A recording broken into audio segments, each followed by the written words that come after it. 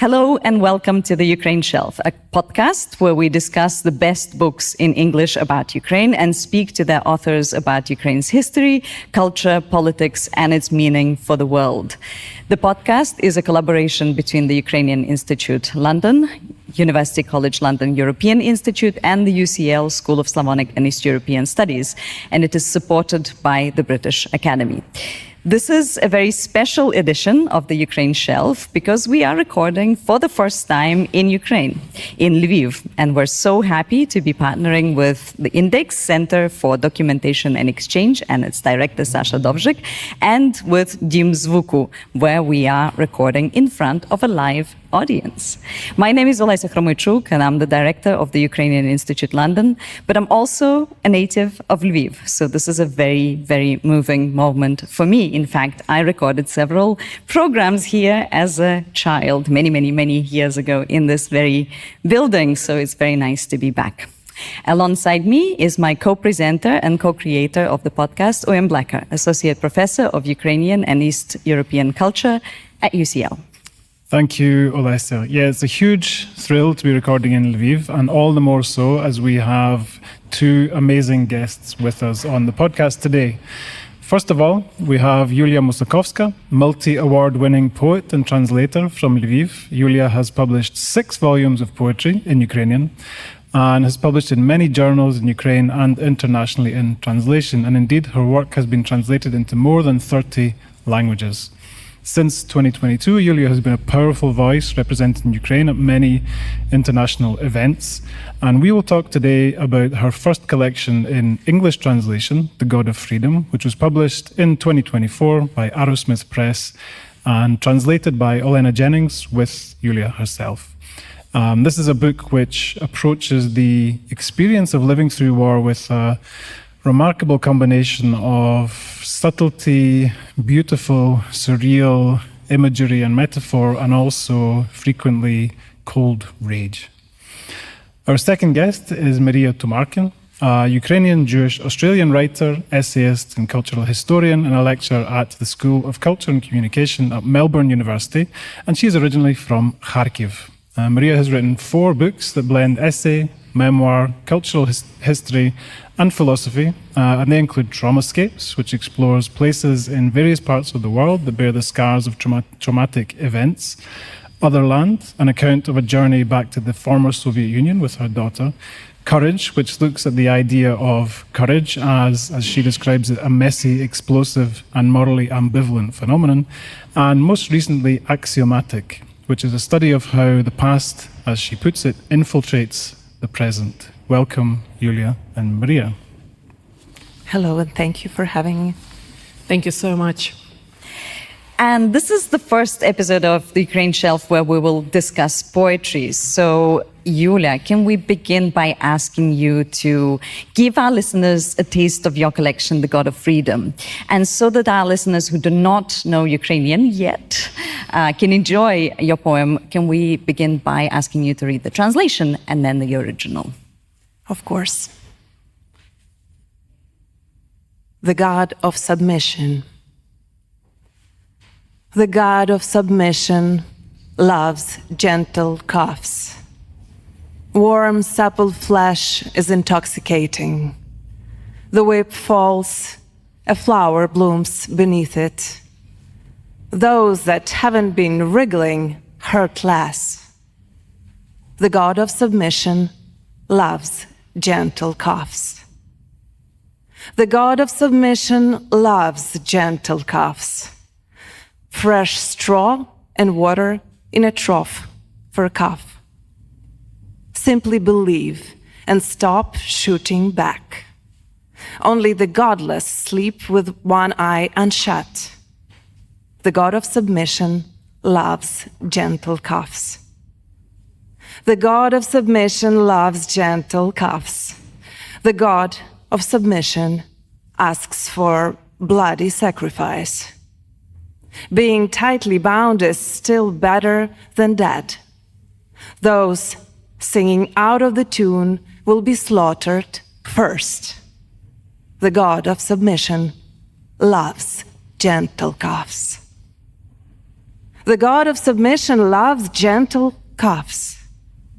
Bells on their necks ring loud like cathedrals.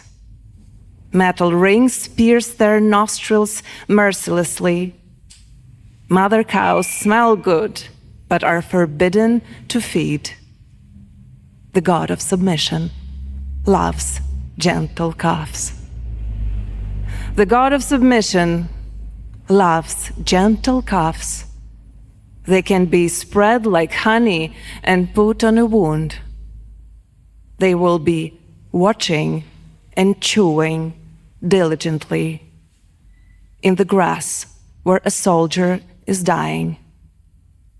The God of submission loves gentle calves. This is translated by Olena Jennings, and now I will read it in Ukrainian.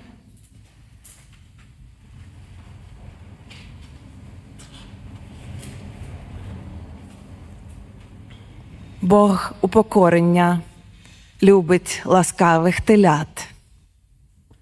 Тепла, піддатлива плоть одурманює швидко. Цілить батіг, і під ним розпускається квітка. Тим, що не смикались, менше удари болять. Бог упокорення любить ласкавих телят.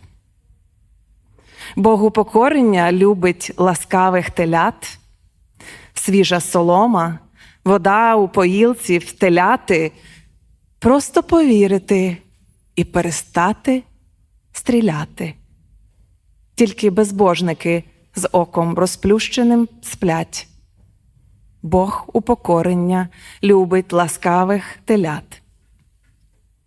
Бог упокорення любить ласкавих телят. Бог упокорення просить кривавої жертви. Міцно прив'язані все-таки краще, ніж мертві. Перші підуть на забій, хто співає невлад.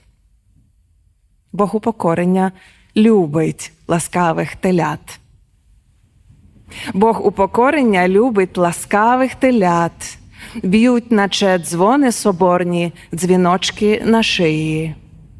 Кільця заліза безжалісно ніздрі прошили. Мукають мамки пахучі, та їм не велять. Бог упокорення любить ласкавих телят. Бог упокорення любить ласкавих телят. Їх би мастити, як мед, і тулити до рани. Їм би дивитися і ремигати старанно поміж трави, у якій помирає солдат. Бог упокорення любить ласкавих телят. Thank you so much, Yuliya, for reading so beautifully. The title of the collection is The God of Freedom. The title of the poem is The God of Submission. And these two concepts, freedom and submission, svoboda и upokorення, create a kind of tension in the poem and in the collection. It's a tension which has very much characterized Ukrainian artistic expression for many, many years, for centuries even. Ukrainian writers so often have fought for their freedom, paid with their lives for that freedom. Could you tell us what that means, that word means specifically to you today, and tell us about that tension between freedom and submission that you explore in the collection? I will start by saying that this book was originally published in 2021, and it contains poems written since 2016. So I didn't have a clear intent of writing a book about freedom. That is not how poetry books are being put together. But I was living in this theme for quite a while, ever since 2014, the revolution of dignity and the the beginning of the actual Russian aggression against Ukraine. So I carried this theme with me and thought about it a lot. And naturally, I was thinking about this dimension of freedom, which is freedom of a country, independence, sovereignty. But I was exploring also other dimensions of freedom. And I did so by diving into my own experiences, my family's history, of course, our country's history, and the stories, the people that I met, many of them women. So I was looking into the past, trying to assess the present, and also in a way maybe envision the future. So of course the God of submission is the antagonist to the God of freedom, and this is the eternal conflict. And now probably the word that stands closest to freedom is dignity, but also another one is survival. So for Ukrainians, freedom is survival, and it's not just physical survival, but the survival of our national identity. And I mean, one couldn't argue that freedom is the most precious thing for Ukrainians. They may be called the freedom worshippers. But generally, I think it's the most important thing for anyone in the world. It's the thing that makes life worthwhile, and it is a foundation to any other human values. So I was looking at the situations when freedom is being threatened or limited or taken away, and what happens with each of us, or what happens to that particular person. And the most natural urge is to resist. And what is that helps us resist? It is the spirit. It is the spirit of freedom. And that is how it led me to thinking about the concept of the book. So I was exploring freedom in different aspects. It may be a freedom of self-fulfillment in a relationship, which is very relevant for women, since Ukraine is still pretty much a patriarchy. Also, freedom of a child when it is being brought up in a family, of how we balance discipline and freedom for a child. Also, when freedom is restricted when you are sick, probably also confined to the hospital, and of course, freedom of one's country, as I mentioned in the beginning. So this is this divine force of freedom that transforms you when your freedom is attacked. And another thing, this book has also an unwritten dedication to my father, who has suffered for his love for freedom back in the 1970s. So we all know that Soviet Union was a totalitarian state where you could be punished for any pursuit of freedom, and my father was, for his exploration of languages and different cultures. And the title itself comes probably from two things. One is the dialogues that my father told me about when speaking to KGB, and they asked him mockingly, "Are you praying to some kind of god? Why are you resisting?" And then at the same time, I was reading a novel by Arundhati Roy, The God of Small Things. And I was also thinking about how in Christianity, a human being is an embodiment of the maker, the God who has created humans. And this way, we could say that in pursuit of freedom, a person becomes a true embodiment of the God of freedom. Thank you for that beautiful answer, Yuliya. And thank you for touching on the subject of survival. We will come back to that in this conversation. So we opened our episode with Yuliya's extremely powerful poem. Maria, you're primarily a prose writer. but your prose is very particular. You're very sensitive to the texture, to rhythm of narrative voice, and even to the way that the words are arranged on the page. And for me, your prose is extremely poetic. Is it? Do you agree that it is poetic? Is it important for your prose, for prose about the subjects that we're discussing, to be poetic? What does it mean? I have to say that I'm still inside Yuliya's poem, both in Ukrainian and in English, and I can't shake it off. It's a real problem, Yuliya, that you've created. Sorry about that.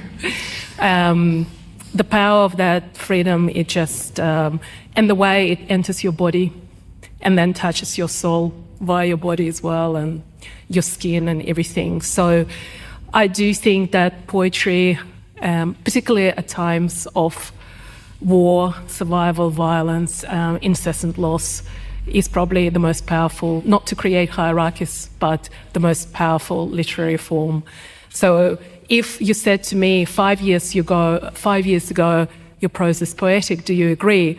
I may have had some misgivings, but I don't anymore. I take it as a compliment, because to me there is something that poetry can do that cannot be done in any other way, and it can rearrange you from inside in 3 sentences, like I think Yuliya's poem did for me.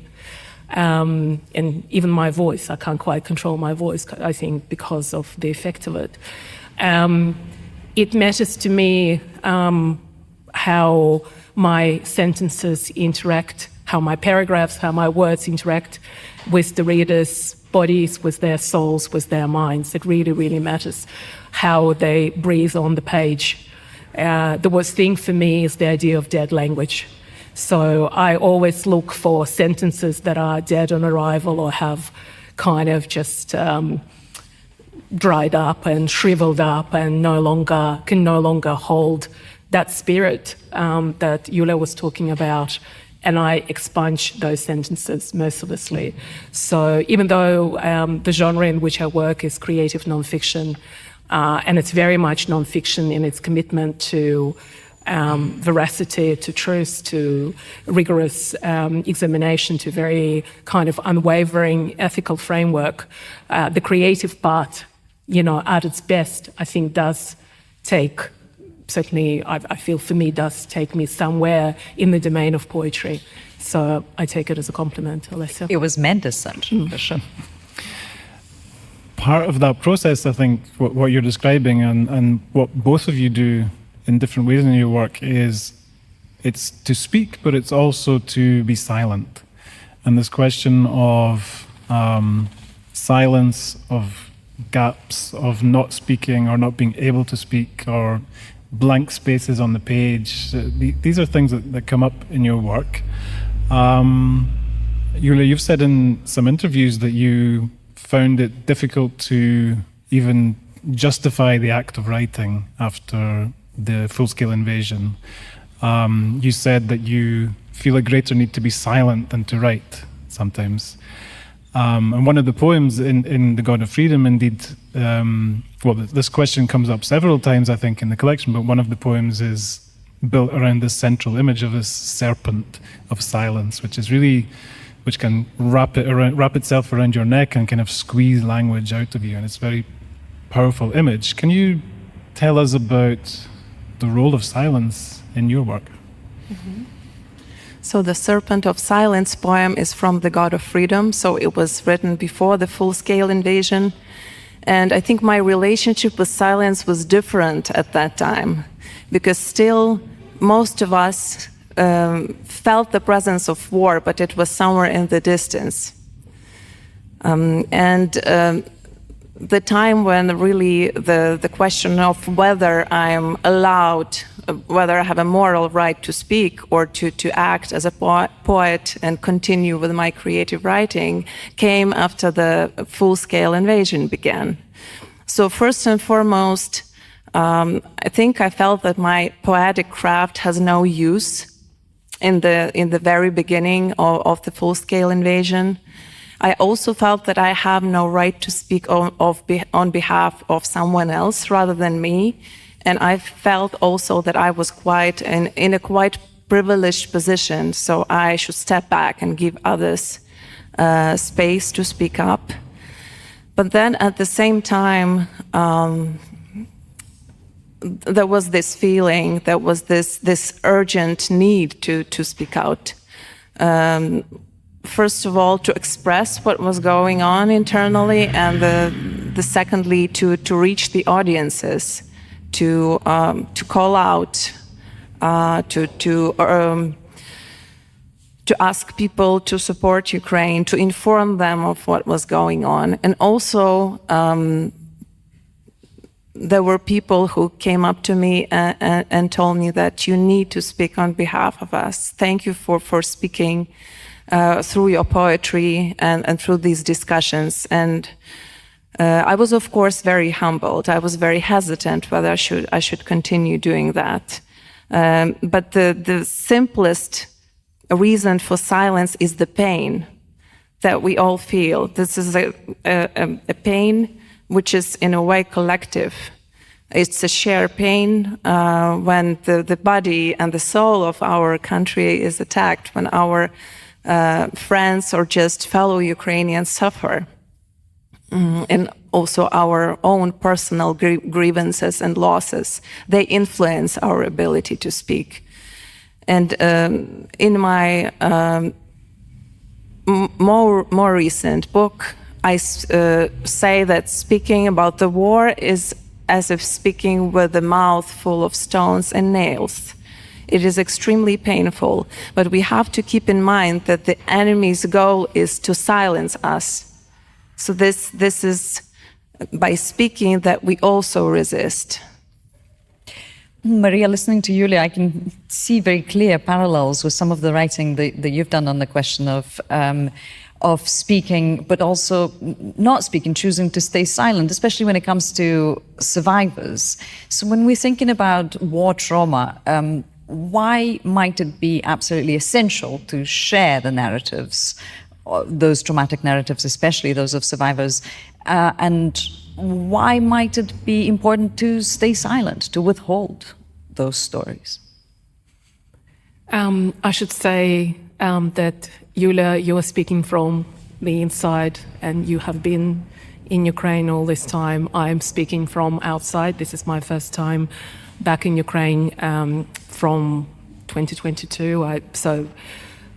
I think that distinction needs to be made. So even my ability to speak now, I feel like being silent in response to your question about speech and silence, but I will try to find words and also try to allow silences there as well. So I often think that, and this is not kind of my thinking, and I've read some cultural theorists and linguists talking about silence as the continuation of speech by other means, and that speech and silence are not oppositional necessarily, and often not oppositional.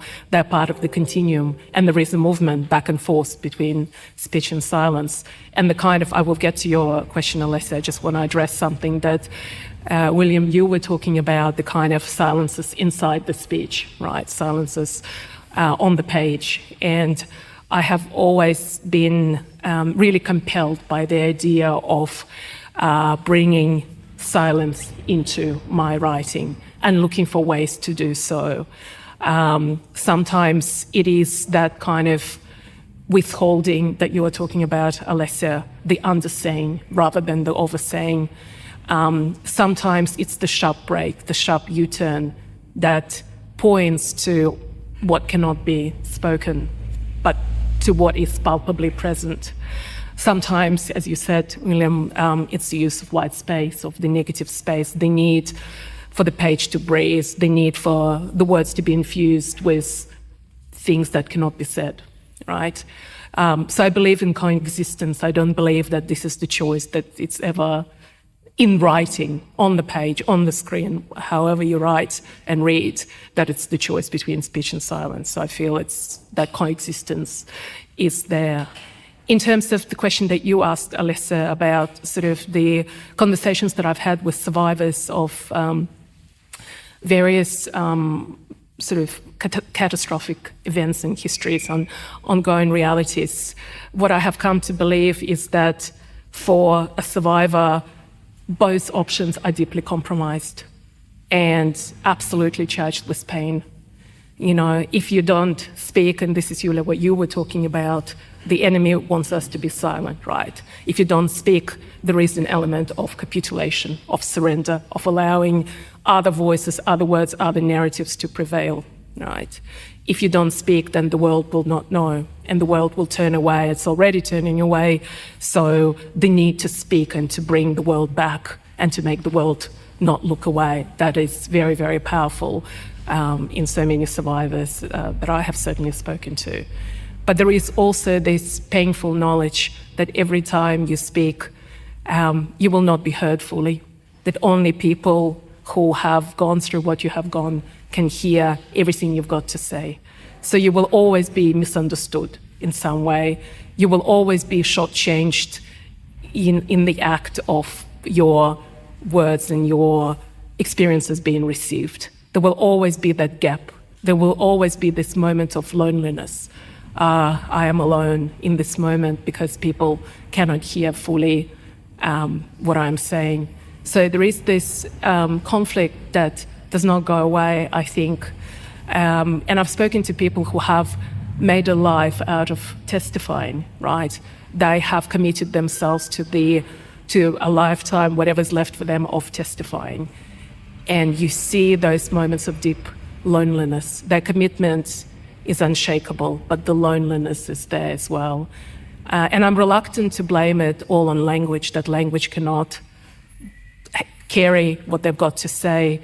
I think there is just something about, Primo Levi talked about, after Holocaust and surviving concentration camps, he talked about the horror of the unlistened to or unwitnessed to, I can't quite remember, story. And he had this, I think still in the camps, he had this recurrent kind of, not even a dream, like a daydream, right, of coming back home, being in the kitchen, telling to his family what it was like and not being heard. And I think that horror of speaking, but your speech not reaching those who it intends to reach, that horror is not just to do with language, it's to do with human nature, it's to do with geopolitics, it's to do with all sorts of other things. So that's on my mind as well. But to come back to what Yulia was talking about, ultimately, in survivors I've spoken to, between the two, deeply flawed, deeply compromised, deeply painful choice, or options of speech and silence, they choose speech. Continuing this theme of looking for the sort of language that could be spoken but also heard.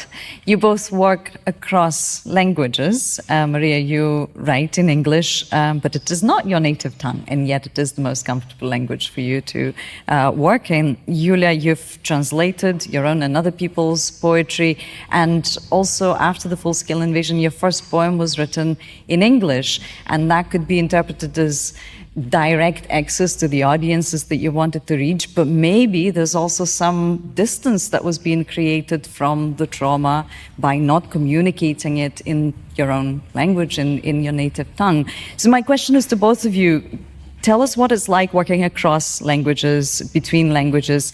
How does it help, or maybe how does it challenge you? Yulia? I will start by saying that since my early years, I've been sort of functioning in a multilingual environment due to my mixed ethnical background and my father's love for languages and other reasons. And I was forming very different relationships with these languages. For example, Russian was spoken at home with my parents at that time, but for me, it was always a kitchen language, a very simple day-to-day, which never became a language of my writing. So Ukrainian was the language of my poetry, education, communicating with externally outside of house. Then there was Polish introduced by my grandmother. And there was English that my father started teaching me at the age of 4, I think. And then I added my own languages, my new languages to that, among them Swedish. And in this crowd of languages, I was forming and also reinventing my relationships with these languages. English became my work language, and it has been for over 20 years. But it was nowhere near to being a creative tool, like it was with the Ukrainian. But at that point of time, which you, Olesa, mentioned, the first poem which I was able to get out of myself at that point, I think it was March 2022. It was in English for a certain reason. Of course, it is less painful to write in a foreign language, and English being quite usual for me. It was easy to do so, and also there was an urge for direct contact with the audiences and all these people who were reaching out with the messages. I'm sure not just to me, but to all of you, asking, how are you there in Ukraine? Are you in a safe place? And I was answering many of these messages in English. So this poem came out as a response to all of these questions, sort of describing the reality internally in Ukraine. And the way I realized it was a poem, it was by the last line, which was addressed to the reader: are you in the safe place? In the circumstances where the international rules-based order is crumbling, and the independent sovereign country is being invaded and people are being killed.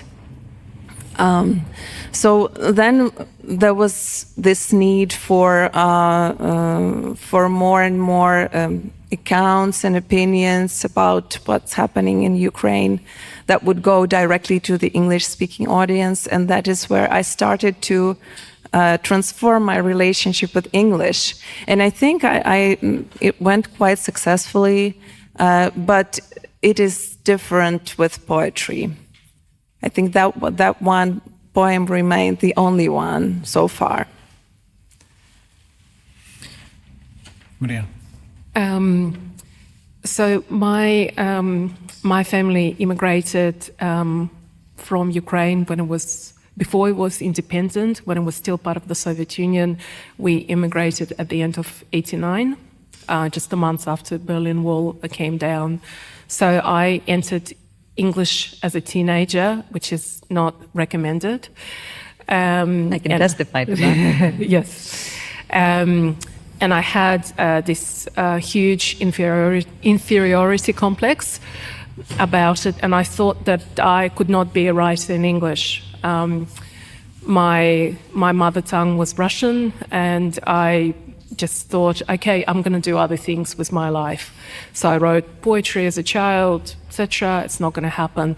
And I studied history, and I thought that I resolved, and I could do history in English. I thought that was okay. I dealt with that particular problem in my life, that particular existential crisis. And then when I was writing my PhD, which was kind of interdisciplinary, but still, just a text on sites of trauma, I realized that I didn't care about being an academic. I had absolutely no academic ambitions whatsoever. And all I wanted to do was reach readers and make them laugh and cry and connect with them, and and I just couldn't lie to myself anymore. So then I started trying to write in English, and I had my first book published in English. And in my sort of 20s, I was trying to pass, and I was suffering because I was not sounding like a native speaker, and then the editors would straighten me out. It felt wrong. I felt like I was robbed of some kind of essential spirit of my writing, who I was. I felt alienated from my own writing after it was straightened out. But I also thought that I had to submit, the god of submission, and I just had to. That was how it was. It's only kind of a little bit later in my long life that I started meeting some editors who started saying, no, you write in accented English and we should not edit you to sound like a native speaker. And it was a real revelation. And my partner who edits me and has been editing me for the past 15 years, I highly recommend forming partnerships with your editors. He started saying, no, stop holding back. And if anything, he was encouraging me to go wilder into all the ways in which my English was not the native speaker's English, and to really own it, and to really not be in a state of conflict about it. So, and then I started reading other writers who were not born into English, and I came to understand with their help and in terms of my own responses to their writing, which I found riveting and enduring in their significance, that actually English language needed people like us, the mongrels, and and that we were keeping English language alive. And I remember Bosnian American writer, or Bosnian writer who lives in America, maybe he's back in Sarajevo, Alexander Hammond, talking about it. English needs us because we have, nothing is taken for granted, nothing is a given, nothing can be unexamined, right? Everything is examined, every word, we have to form a relationship with, otherwise it's going to be completely hollowed out of meaning. And that extra sweat and that extra kind of dancing that we do with language actually produces really, writing worth reading. And I remember reading Eva Hoffman, who is a Polish-born writer who was born straight after the Second World War to her parents were Holocaust survivors. They immigrated to Canada in her childhood, and she wrote this language memoir called Lost in Translation. Yeah, and it really helped me because she talked about, what it means to kind of, grow into language when you're not born into language. And she talks about how when you come into a new language, whatever it might be, the word river does not have the spirit of riverness. It's just like 5 letters, R, I, whatever, right? And how it's just like it doesn't smell of river, it doesn't flow. I think it's not magnetized with meaning, with memories, I think she talks about like the haze of connotations and reverberations and so forth.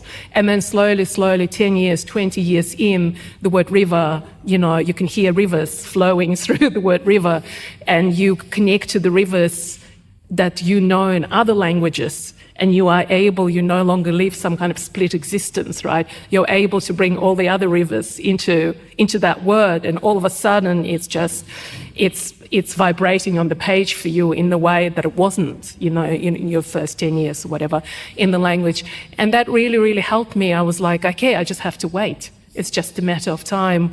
And I waited and waited and waited, and now the word river in English has Kharkiv in it and has other places in it. It flows. Yeah. This brings us on to very neatly onto my next question for you, which is that you mentioned places just now, and this is another thing that I think both of you write about in interesting and different ways. Also in relation to trauma. Obviously, one of the things we've talked about how trauma affects our language and our ability to speak coherently about our experiences, but traumatic experience can also influence our experience of place. When we interact with places where terrible things happened. And obviously this is a question which is very, very relevant to Ukraine today. And I was struck that both of you have actually written about the same city in this context, and that's not a Ukrainian city, but it's Sarajevo. You mentioned it already. Yuliya, you have a very powerful poem which is not from the God of Freedom, and it's as yet untranslated, but that's a task for a future translator, and I'm sure it will be translated. And it describes a conversation between a Ukrainian and a Bosnian about how does one live in a war-torn city, and how does one experience that city. And it includes a line in my very hasty translation: 3.5 years of siege, 1.5 years under rockets and shaheds. Children are two streams of voices inevitably becoming one, like our experiences. So here voices, experiences meet in the kind of dialogue between two cities, two places. And obviously, Maria, you've written very powerfully about Sarajevo in Traumascapes, and one of the lines from Traumascapes that really struck me was places compel meaning. I really like that, and this is about Sarajevo, and this is so places compel meaning. They are a persistent reality check on all our versions of past and present. That's the kind of the way that we think about the narratives that we build can come up against the kind of physical reality of a city.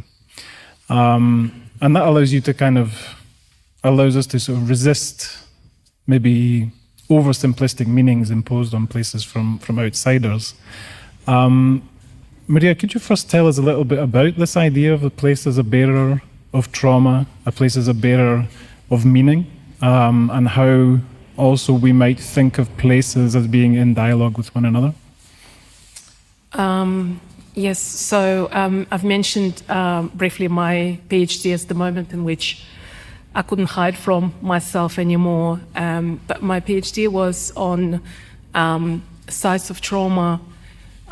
It was initially on trauma, and then I realized that actually to get to trauma, because at the time it was in 1990s, forgive this detour, I'm going to try to talk as fast as possible. But in 1990s, there were these kind of dominant paradigms of talking about trauma. It was the clinical sort of paradigm where trauma was, as it continues to be, conflated with post-traumatic stress disorder, and had a kind of a pathological framework, or a clinical framework, if you like. Then there was the kind of, just the general cultural uses of trauma, where it was a synonym for anything just powerfully bad, and distressing. Then there was the journalistic kind of register. And then there was the kind of trauma theories coming through, influenced by psychoanalysis, but going towards kind of certainly, cultural theory. And they talked about unrepresentability of trauma, its unspeakability, and all of those things were not right, and I was like, beating my head against metaphorical and some non-metaphorical walls, trying to find a way, because I wanted to write and research trauma, but I couldn't find a way in. And then it was place that showed me the way to trauma. So it was through place, and then foregrounding sites of trauma and physical, concrete, material sites of trauma, and making them the kind of the protagonists of my writing, that I was able then to talk both about place and trauma in a way that was not beholden to all the kind of existing paradigms that did not feel somehow honest or sort of, true enough to what I was seeing with my eyes and what I was thinking with my head. And what I started going to various sites of trauma, this was in the late 1990s, and I went to Sarajevo. And what I realized is that the kinds of questions that were, firstly what I realized that sites of trauma had profound cultural significance. And they were kind of, they were at the center of so many things that were kind of, profoundly important to us as individuals, members of communities and nations.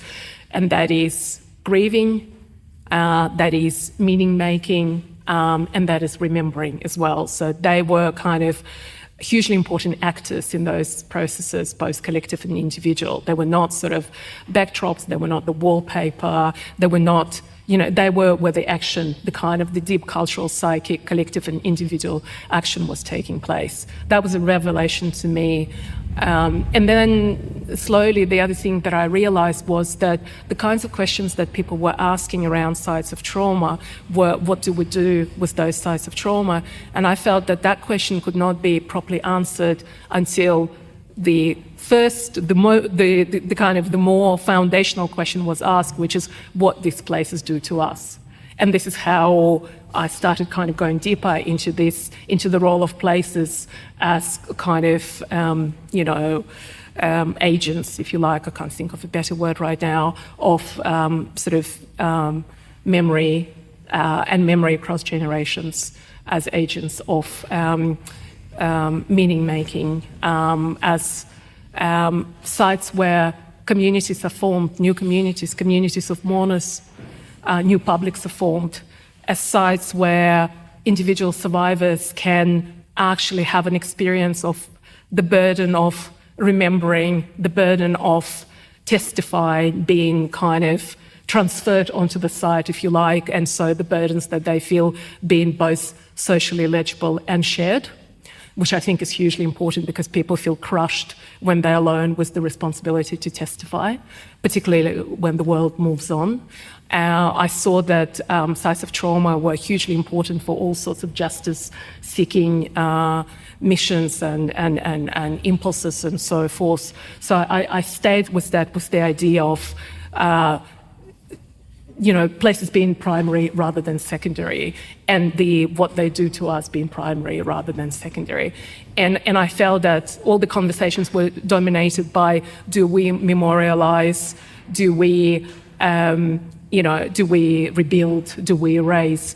But actually places themselves were already, as you said, William, they were already they were already doing a lot of memorial work. They were already doing, in conjunction with us, human beings and communities and so forth, they were already doing a lot of memory work. So it was misguided to think that you're going to go and put a memorial on a place, and that's what memorialization looks like.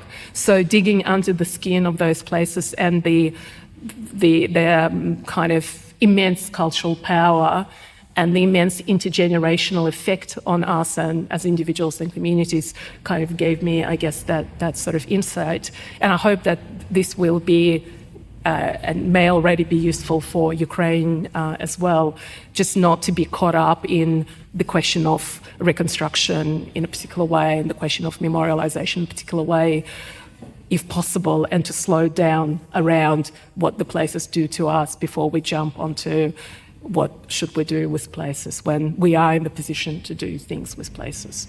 Yeah, certainly for me, rereading Traumascapes recently was very useful in just thinking about Ukraine today and how it might look and how people might deal with these places going forward. It's a really, really valuable book in that sense. And I want to turn to you, Yuliya, and return to this poem and that decision that you made to build this dialogue, this bridge between a Ukrainian city and Sarajevo. What made you take that decision, and what did that decision help you to maybe understand about what Maria was talking about how we relate to places where traumatic things have happened and how those places produce meanings for us? And that poem that you quoted stems from a very personal story. And it goes exactly like it says in the first lines of the poem. It was my friend that I haven't seen for 25 years and whom I met a long time ago in the United States while her family was fleeing from Bosnia.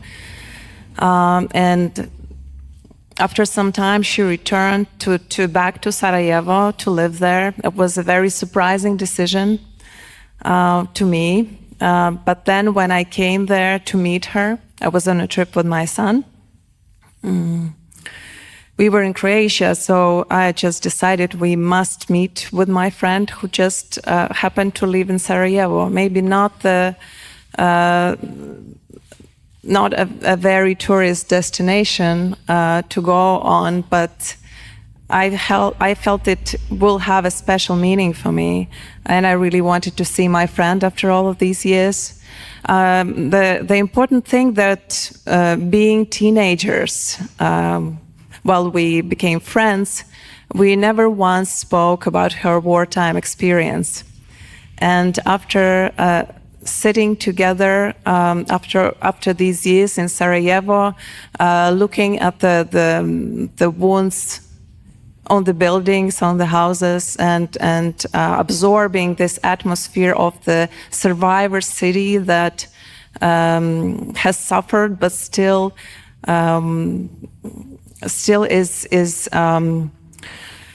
it has this desire to live, and there's this desire for a feast even.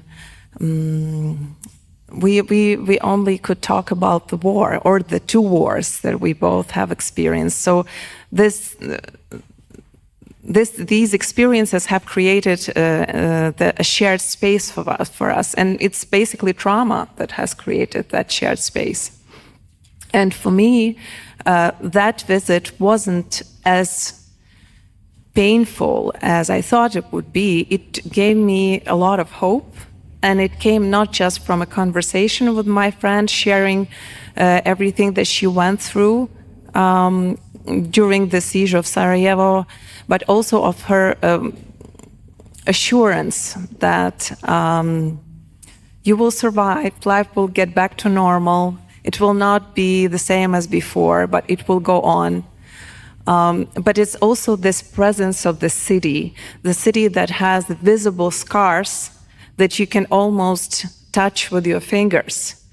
The city that has survived and has this living spirit and the will to live and to feast, because this is an uncomparable atmosphere in Sarajevo.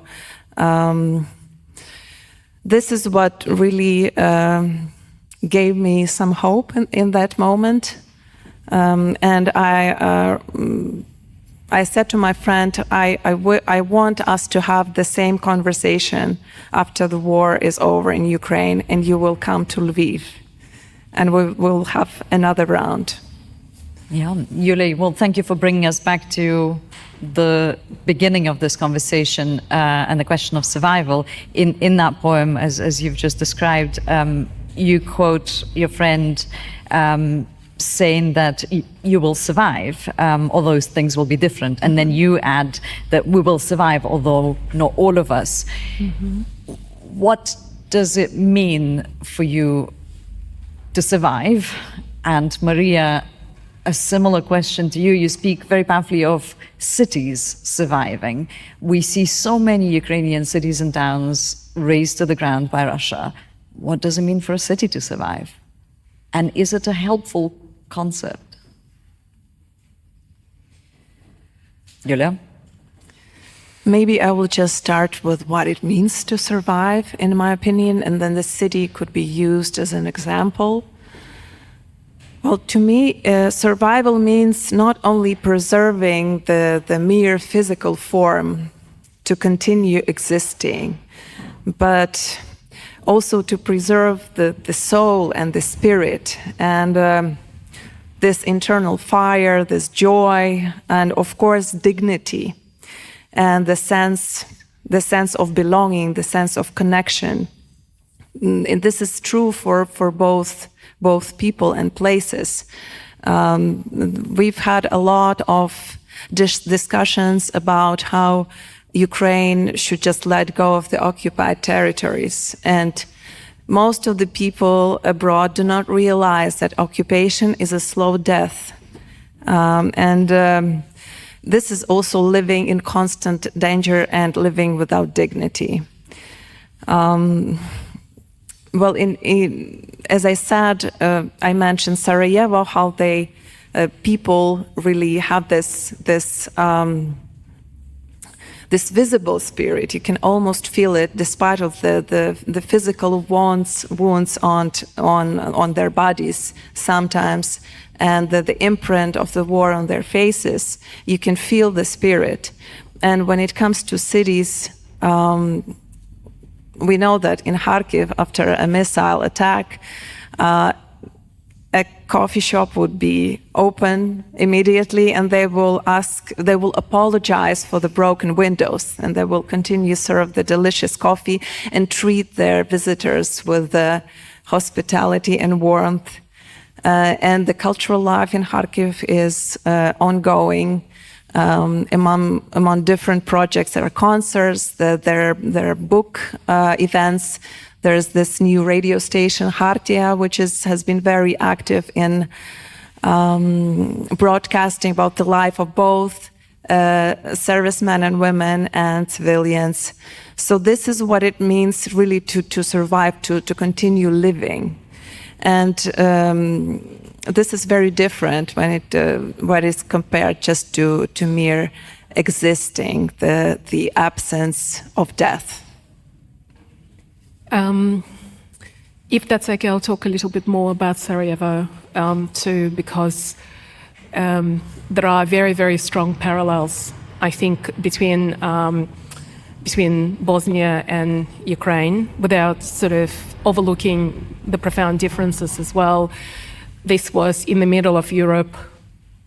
This was 1 hour away from places where people were sitting in cafes and children were playing in parks. This was a country that was abandoned by the international community. In relation to Sarajevo itself, the capital of Bosnia-Herzegovina, they were under siege for 1,395 days, which is, now this will be rewritten. It has already, But at the time, in the 90s, it was considered the longest siege in modern day history, right? And what Yulia was saying about Kharkiv, and we cannot say this about Mariupol, of course, but occupied territories, but what you're saying about Kharkiv, that is exactly what was happening in Sarajevo. There were fashion parades. There were universities. There were cinemas. Books were written. There was incredibly intense cultural life. And the survival of the city, there were people who were absolutely committed to their city in ways that they were not before. They merged with their city. That systematic, there was a new word, I think, coined to describe what was happening to Sarajevo, which is more than applicable to multiple cities in Ukraine, and that word is urbicide, the systematic and whole-scale destruction of a city, right? So, and the idea of Sarajevo was an abomination to Bosnian Serbs who were supported by Russians, because it was a multi-ethnic city in which the kind of mixing of ethnicities that you grew up in was absolutely the norm. So the city needed to be destroyed. The National Library was bombed and destroyed. It burned for 3 days, and people who were in Sarajevo wrote incredible poems about the black snow of the books from Sarajevo National Library. There is a phenomenologist, Edward C. Casey, who's a philosopher, phenomenologist, who's criticized. We can criticize everyone, right? But I think he has a concept that has really also been very illuminating to me, and his concept is people in places, ... as one thing. He believes that people in places are inseparable, and I think they may become inseparable. I think for those of you who are in Lviv, who stayed in Lviv, I suspect that kind of fusion might be happening, might have already happened, right? So he said it's meaningless to talk about people separate from the places where they found that deeper sense of belonging, and that sense that their fate as human beings and members of their family and community are entwined with the fate of their city, and therefore that is what needs to be honoured. So is it meaningful to talk about survival of cities? Yes, it is. It is very meaningful.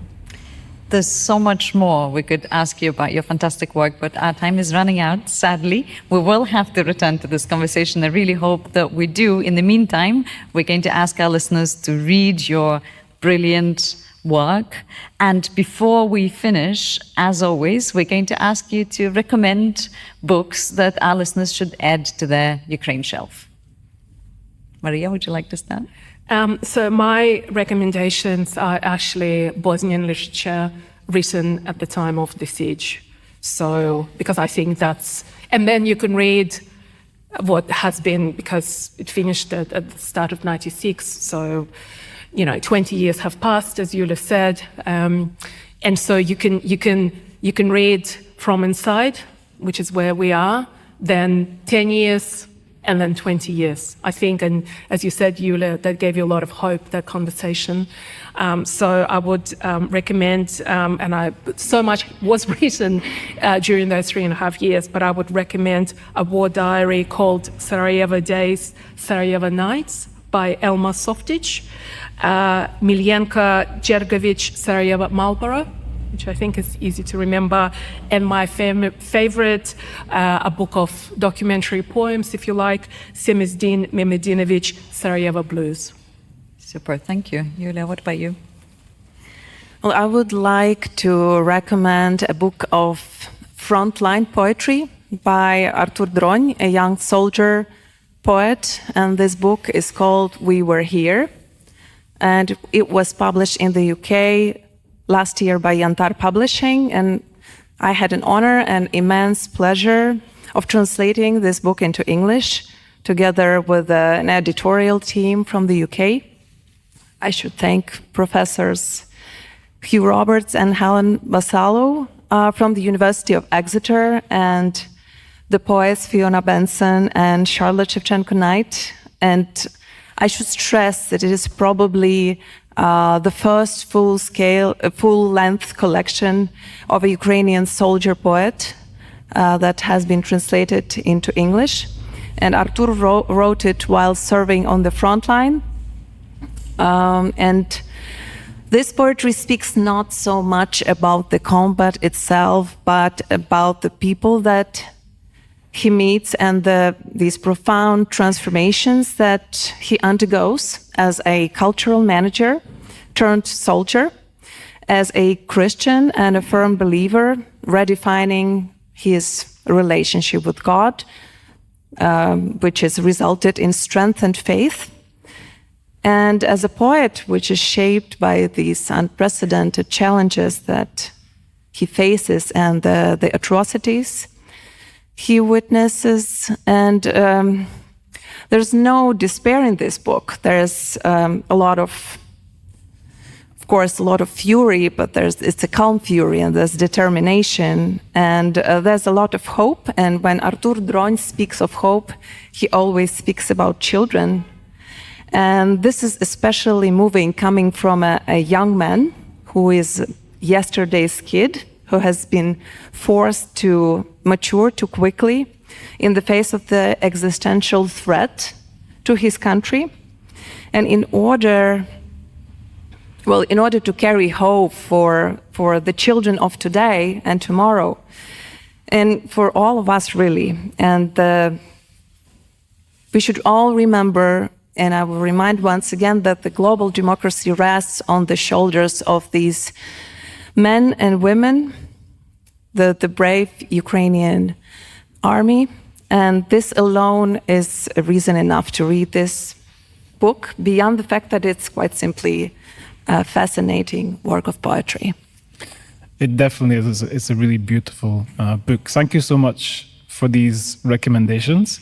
If you didn't catch any of the names of the books or the authors, please check the website of the UCL European Institute or the episode descriptions on YouTube or elsewhere, where we provide lists of our guests' books and also of all the books that they recommend. It remains for me now just to thank our amazing guests, Maria Tumarkin, Yuliya Musakovska, and also our hosts, Index Center for Documentation and Exchange, and also Dim Zvuku here in Lviv for hosting us. Please check out our previous episodes of the Ukraine Shelf. If you enjoyed the podcast, leave us a like or a comment and recommend it to your friends. And in the meantime, keep reading about Ukraine.